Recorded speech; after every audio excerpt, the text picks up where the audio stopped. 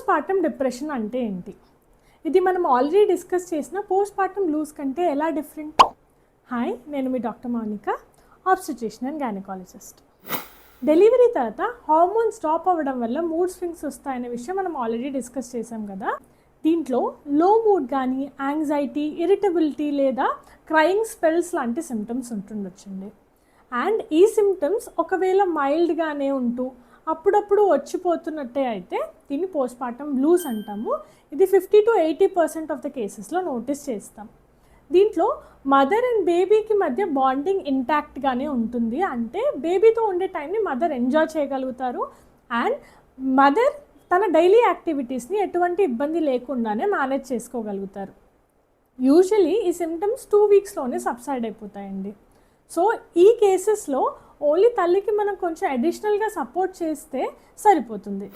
కానీ అదే post partum depression అలా కాదు. దీంట్లో సిమ్టమ్స్ అనేవి కొంచెం సివియర్గా ఉంటాయి అండ్ సిమ్టమ్స్ 2 వీక్స్ కంటే ఎక్కువగా కంటిన్యూ అవుతుండొచ్చు. దీంట్లో కంటిన్యూస్గా లో మూడ్లోనే ఉంటూ, ఊరికే ఏడ్ చేస్తూ, లేదా పానిక్ అటాక్స్ లాగా అవుతూ, గుండె దడదడలాడిపోతున్నట్టు అనిపిస్తూ, నిద్ర పట్టకుండా, బేబీని సరిగ్గా చూసుకోగలుగుతున్నామో లేదో అనే ఒక కంగారు వల్ల చాలా గిల్ట్కి లోన్ అవుతూ ఉంటారండి. ఇది 10 to 20% ఆఫ్ ద కేసెస్లో మాత్రమే ఉంటున్న సివియరిటీ ఎక్కువ కాబట్టి ఇది గమనించుకోవాల్సిన అవసరం మనకి ఎక్కువ. అండ్ దీంట్లో మదర్ అండ్ బేబీ మధ్య బాండింగ్ సరిగ్గా ఉండదు.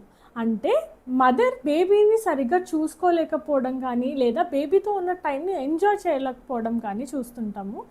అండ్ మదర్ తన డైలీ యాక్టివిటీని కూడా సరిగ్గా చేసుకోలేకపోవచ్చు. ఇలాంటి కేసెస్లో మెడికల్ అటెన్షన్ అనేది అవసరం. సో ఏమైనా సివియర్ సిమ్టమ్స్ ఉన్నా, ప్రొలాంగ్డ్ అంటే 2 వారాల కంటే ఎక్కువ ఉన్నా, లేదా ఏదైనా అబ్నార్మల్ బిహేవియర్ లాగా అనిపిస్తున్నప్పుడు ఖచ్చితంగా ఒక డాక్టర్ని కన్సల్ట్ చేయాలండి. అది గైనకాలజిస్ట్ అయినా సరే, సైకియాట్రిస్ట్ అయినా సరే. No stigma, no shame, mental health matters. Thank you.